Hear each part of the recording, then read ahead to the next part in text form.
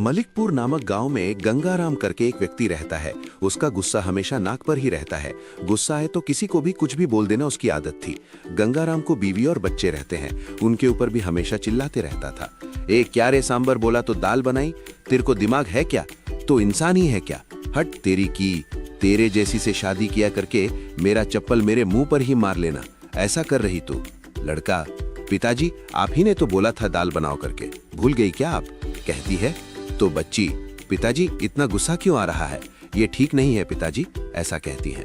गंगाराम, तुम दोनों किसी काम के नहीं हो, बुद्धू हो, मास्क तो लाना होता नहीं, लेकिन मुझे सलाह दे रहे हो क्या, चुपचाप खाओ नहीं तो दोनों को मार पड़ेगी, करके चिल्लाता था।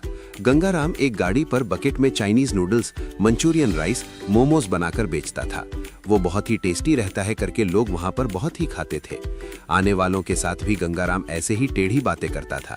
एक दिन एक व्यक्ति, क्या रे गंगाराम तुझे इतना गुस्सा आता है, ऐसे गुस्से से आने वाले कस्टमर के ऊपर चिल्लाए तो तेरे पास कौन आएंगे रे लोग, वो तू नहीं सोचता क्या, कहता है। तो गंगाराम, आने वाले आएंगे और जाने वाले जाएंगे, मुझे गुस्सा दिलाए तो मैं किसी को भी नहीं छोड़ूंगा। तेरी फालतू की सलाह अपने पास रख, मुझे तेरी सलाह की जरूरत नहीं है। तेरी सलाह पंगड़ी बनाकर जहां डालना है वहां डाल ले, ऐसा कहता है। उसी गांव के बाजू में एक आश्रम रहता है। उसमें आचार्य करके गुरु रहते हैं। उनके पास कुछ लोग शिष्य बनकर रह रहे थे। रोज सुबह उनके शिष्य घर घर जाकर घर के आगे चुपचाप खड़े रहते हैं। कुछ लोग उनको चावल दाल दाना ऐसे देते थे और कुछ लोग फल देते थे।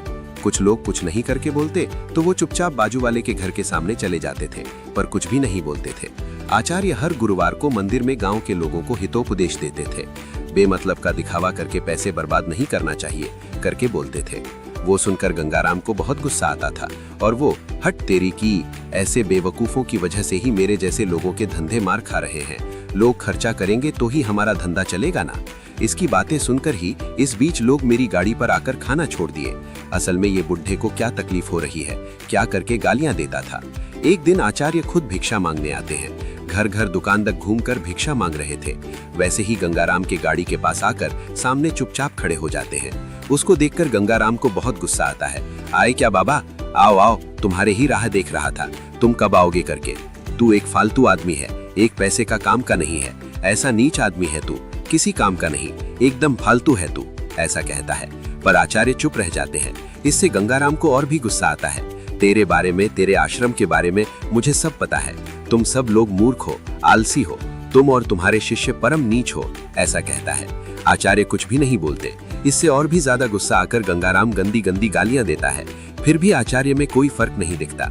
गाली दे देकर गंगाराम कुछ देर बाद थक जाता है और गुस्से से गंगाराम आकर उसके चेहरे को देखता है। उनके चेहरे पर वो प्रशांतता, तेज को देखकर एक क्षण के लिए रुक जाता है। गुस्से से, क्या रे ऐसा चुप है तू, इतने गाली खाया फिर भी तुझे थोड़ा भी गुस्सा नहीं आया क्या, मुक्का है क्या, जबान नहीं है क्या, दिखा एक बार, ऐसा कहता है। आचार्य कुछ भी बातें नहीं करते हुए एक फल निकाल कर देकर, बेटा इस फल को मैं तेरे को दूंगा, समझ, तू लेने के लिए मना किया तो वो कहाँ जाएगा, ऐसा कहता है गंगाराम। अरे यार ये पागल जैसे सवाल मत करो, कहाँ जाएगा, तेरे पास ही रहेगा, ये भी पता नहीं क्या तुमको, ऐसा कहता है। आचार्य, ठीक है बेटा, अच्छा है, वैसे भी अभी तक तूने जो गालियां दिया ना वो मैंने लिया ही नहीं, तो अब वो कहाँ है तुझे पता है क्या, ऐसा कहता है। इससे गंगाराम चौंक जाता है। उसने दिया सो गाली उसी के पास है ऐसे लगने लगा उसको। वो देखकर लोग जोर जोर से हंसते हैं। इससे गंगाराम को शर्मिंदगी महसूस होती है। उसने कौन सी गलती किया उसे पता चल जाता है। आचार्य, बेटा बंदूक से निकली गोली, मुंह से निकली बोली कभी वापस नहीं आती, इसलिए अपने मुंह को कंट्रोल में रखना चाहिए।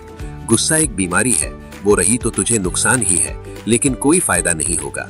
मुंह मीठा तो गांव मीठा करके अपने पूर्वजों ने बहुत पहले ही बताया है, इसलिए तू अपने गुस्से को कंट्रोल में रख, वो तेरे लिए अच्छा है करके बताकर चले गए। उस दिन से गंगाराम में बहुत बदलाव हुआ। वो गुस्सा कम करके सबसे अच्छे से रहना आदत बना लेता है।